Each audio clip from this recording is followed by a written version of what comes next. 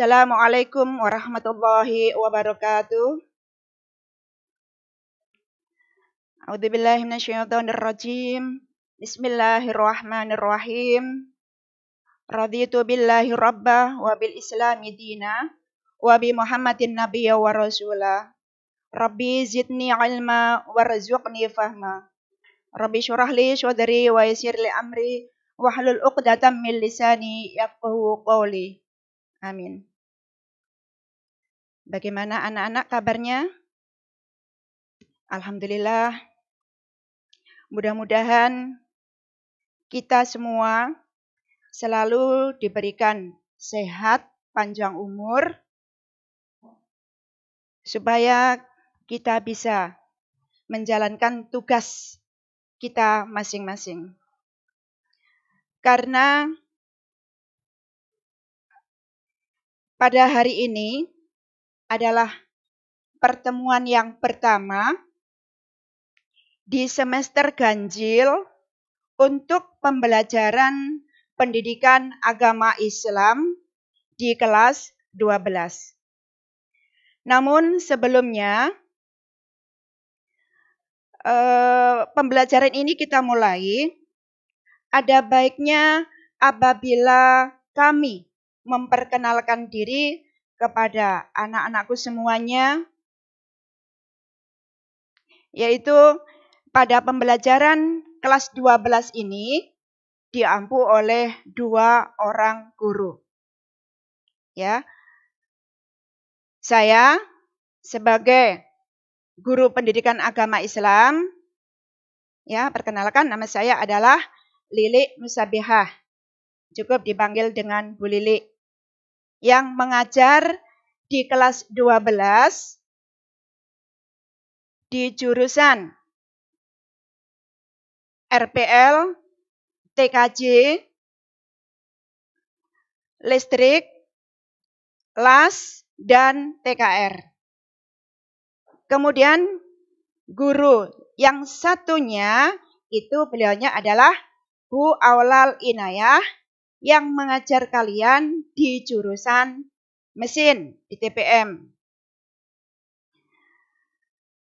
Anak-anak, karena pada hari ini adalah pertemuan yang pertama di semester ganjil untuk pembelajaran pendidikan agama Islam di kelas 12. Namun sebelum ini materi dimulai, kami akan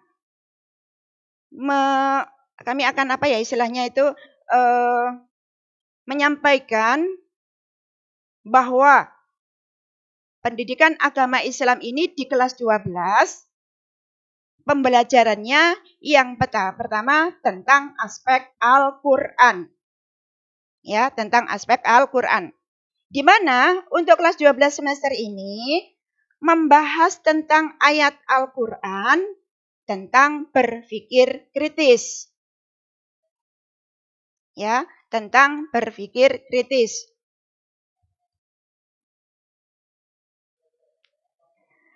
Anak-anak, langsung saja kita awali pada pertemuan kali ini, ya. Pembelajaran yang pertama tentang berpikir kritis. Namun sebelum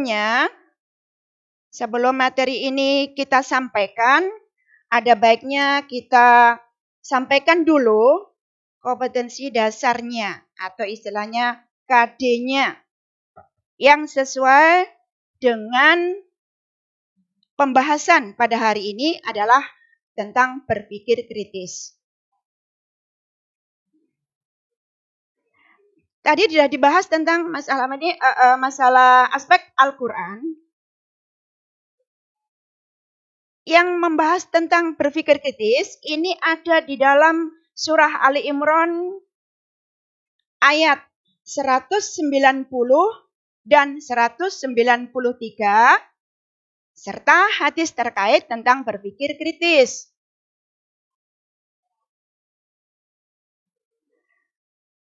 Untuk KD-nya, ya perlu diperhatikan anak-anak, supaya peserta didik terbiasa membaca Al-Quran sebagai pengamalan dengan meyakini bahwa agama mengajar kepada umatnya, ya, mengajarkan kepada umatnya untuk berpikir kritis. Nah, dengan kita kalau melihat kadenya saja, ya, itu harus kita awali dengan belajar membaca Al-Quran supaya terbiasa membaca Al-Quran. Nah, untuk mengawali pembahasan ini, marilah anak-anak untuk menyimak ayat Al-Quran yang ada dalam surah Al-Imran ayat 190, 91, 190 dan 191, ya, serta hadis yang terkait tentang berpikir kritis. Namun sebelumnya Bu Lili perlu menyampaikan bahwa di dalam membaca Al-Quran wajib bagi kita untuk memperhatikan tajwidnya. Apa sih gunanya tajwid itu? Apa sih gunanya tajwid itu?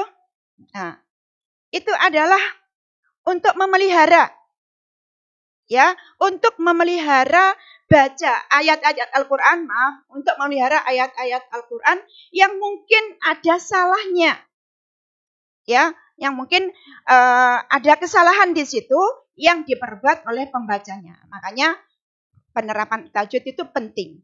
Kalau kita belajar ilmu tajwid, itu hukumnya fardu kifayah. Boleh diwakilkan. Tapi kalau kita membaca Al-Quran dengan menerapkan hukum tajwid di dalamnya, itu hukumnya wajib. Makanya dikatakan fardu ain. Dan itu tidak bisa diwakilkan. Makanya di dalam kita belajar membaca Al-Quran, jangan lupa tajwidnya harus hati-hati. Supaya bisa lancar bagaimana? Ya, kita harus setiap hari secara istiqomah kita membaca Al-Quran supaya tidak lupa. Sering anak-anak dulu pada saat mungkin masih kelas sekolah dasar, kalian mungkin bisa belajar di TPQ, TPA. Tapi setelah merasa dirinya sudah besar, kemudian mungkin merasa malu sehingga keluar sampai pada masuk di SMK atau SMA misalnya. Nah, kemudian guru kepingin mengajarkan kembali, disuruh membaca lagi, ternyata apa? Lupa karena memang sudah dia tuh istirahat sendiri. Lupa kalau tidak bisa dibaca setiap hari. Nah, gitu. Nah, di dalam kita membaca Al-Quran supaya kita bisa fasih, maka anak-anak harus bisa memperhatikan, harus bisa membedakan. Ya, harus bisa membedakan masing-masing huruf hijaiyahnya.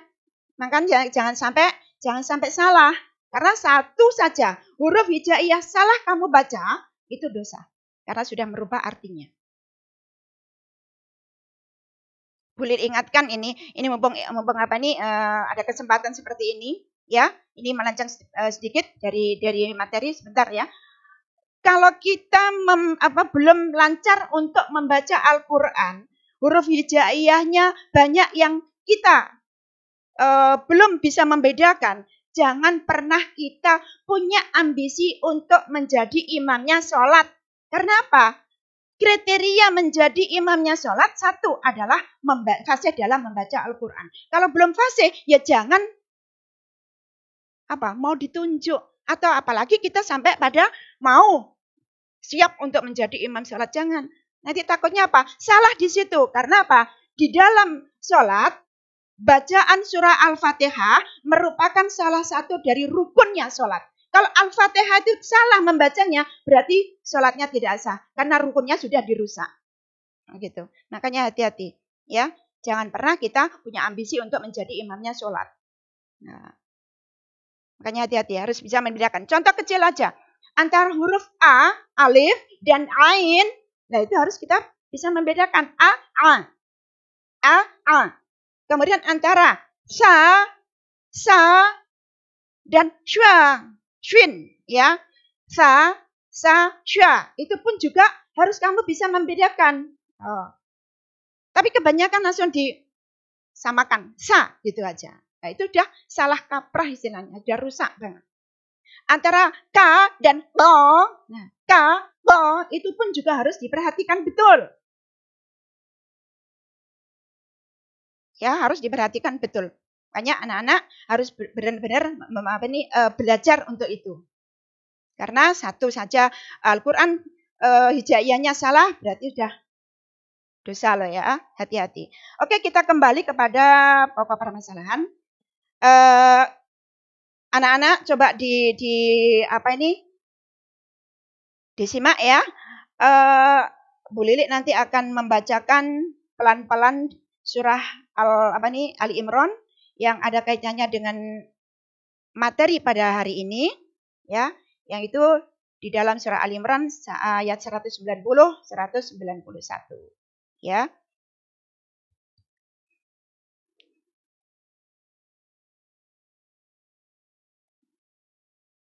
Disimak baik-baik ya anak-anak, coba di rumah sambil ditirukan bila perlu.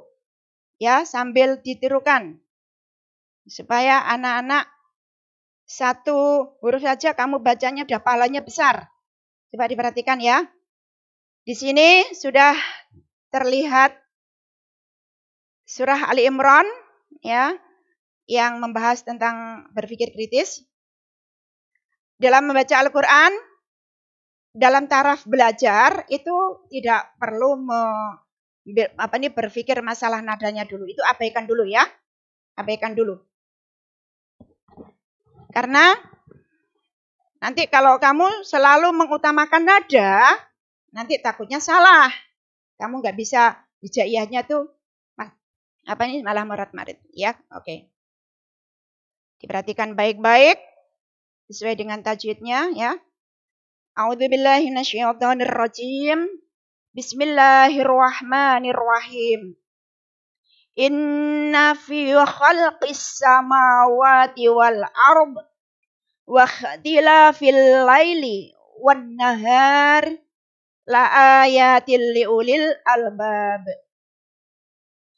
Alladzina yadhkuruna Allaha qiyaman wa qu'udan wa 'ala junubihim wa yatafakkaruna fi khalqis samawati wal ard Rabbana ma khalaqta hadza batilan subhanaka faqina 'adzabannar. Insyaallah kalau kalian bisa membaca Al-Qur'an disodori surat apapun saya kira langsung siap. Bisa ya? Saya kira bisa sambil dihayati pula ya bacaan-bacaan yang ada dalam surah Ali Imran ini. Saya ulang sekali lagi ya. Perhatikan baik-baik.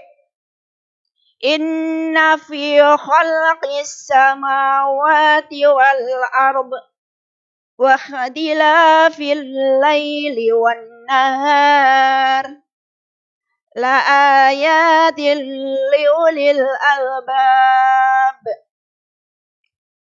Alladzina yadhkuruna Allaha qiyaman wa qu'udan wa 'ala junubihim wa yatafakkaruna fi khalqis samawati wal ard Rabbana ma khalaqta hadza batilan subhanaka faqina 'adzabannar. Itu yang membahas tentang berpikir kritis ya. Artinya sesungguhnya dalam penciptaan langit dan bumi dan silih bergantinya malam ya, bergantinya malam dan siang terdapat tanda-tanda bagi orang yang berakal, ulil albab. Yaitu orang-orang yang mengingat Allah sambil berdiri atau duduk atau juga dalam keadaan berbaring. Mereka memikirkan tentang penciptaan langit dan bumi. Seraya berkata, Ya Rabb kami, tiadalah engkau menciptakan ini dengan sia-sia. Ya, dengan sia-sia. Maha suci engkau, maha peliharalah kami dari siksa api neraka. Yaitu terjemahan dari surat Ali Imran ayat 190 dan 191.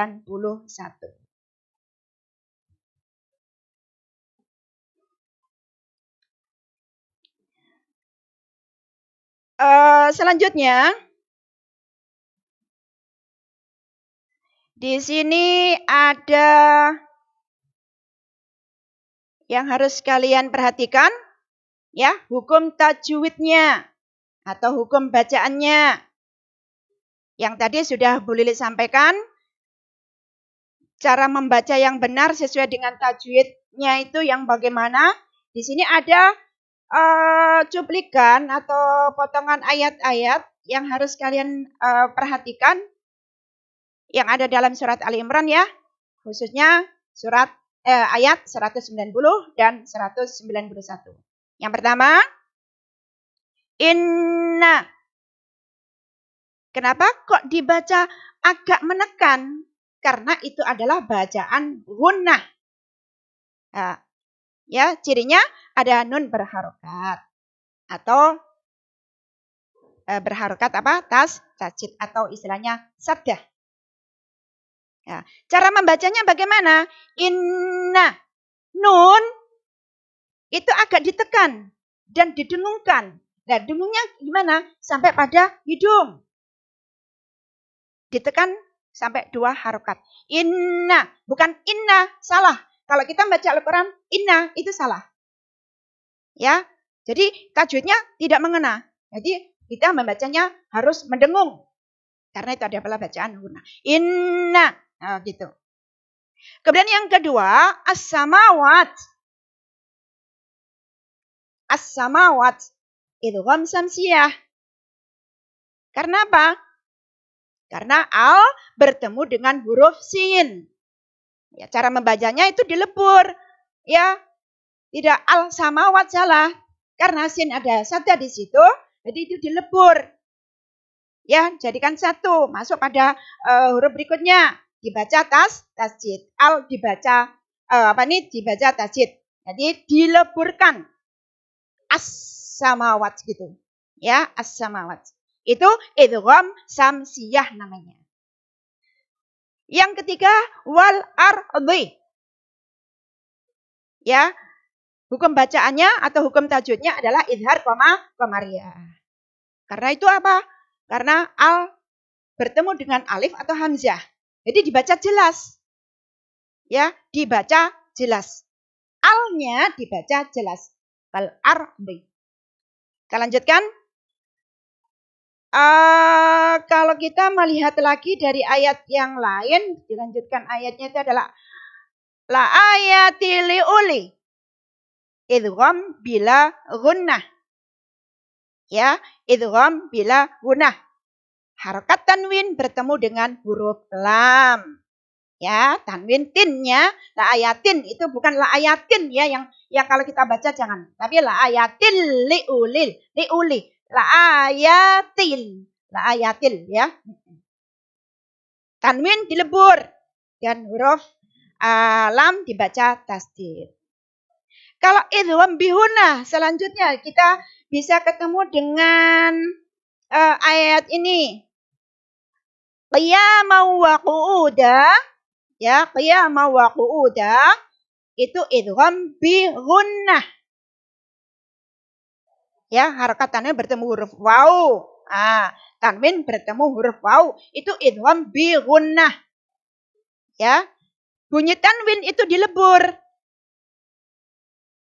Dan huruf waw dibaca tasdid. Seakan-akan ada tasdid di depannya. Itu namanya idgham bi gunnah. Terakhir, batilan subhanak. Batilan subhanak. Tanwin bertemu dengan sin. Di sini adalah dibaca ikhfa. Bukan batilan salah. Tapi batilan subhanaka. Batilan subhanaka. Itu bacaannya ikhfa. Jadi samar. dibaca tanwin itu samar. Ya. Nah, makanya hati-hati banget kalau kita membaca Al-Qur'an, jangan asal ya, jangan asal. Perlu kamu menerapkan hukum tajwidnya. Kalau enggak bisa gimana? Belajar. Kalau kamu membaca Al-Qur'an belum lancar, jangan coba-coba untuk belajar sendiri, baca sendiri, takut salah nanti. Harus ada yang mendampingi. Nanti kalau misalnya salah, ada yang meluruskan, ada yang membetulkan. Harus gitu. Ya, harus. Kalau ditegur salah, kemudian dibetulkan, ya ojo kesinggung gitu. Oke, kita lanjutkan untuk kosakata atau arti mufradah ya, yang ada dalam surah Al-Imran 191. Ini adalah penggalan ayat-ayat atau cuplikan ya istilahnya. Penggalan ayat atau cuplikan ayatnya. Ini arti. Jadi arti yang ada dalam surah Al-Imran tersebut. Ya.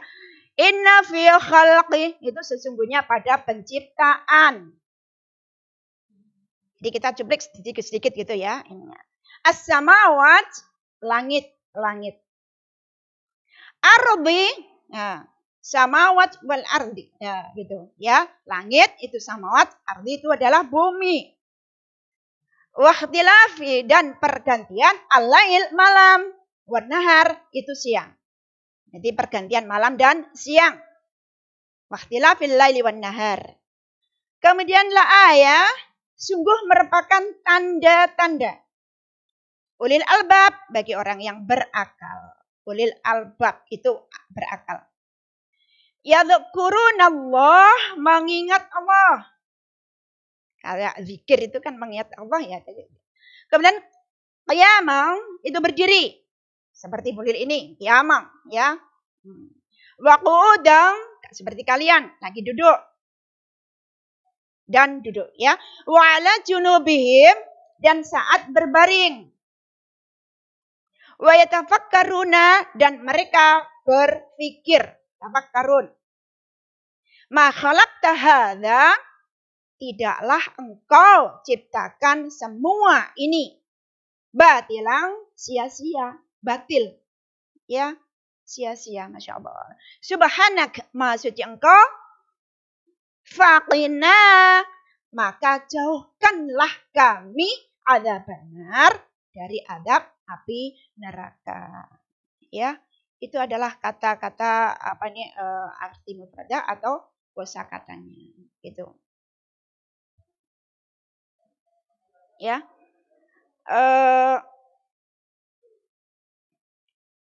Karena waktu sudah habis, untuk sementara pembahasan materi tentang aspek Al-Quran yang membahas tentang berpikir kritis, ya, Bu Lili akhiri sampai di sini dulu. Untuk pembahasan selanjutnya kita bahas pada pertemuan berikutnya. Mohon maaf apabila ada salah kata. Ihdinas siratal mustaqim. Assalamualaikum warahmatullahi wabarakatuh.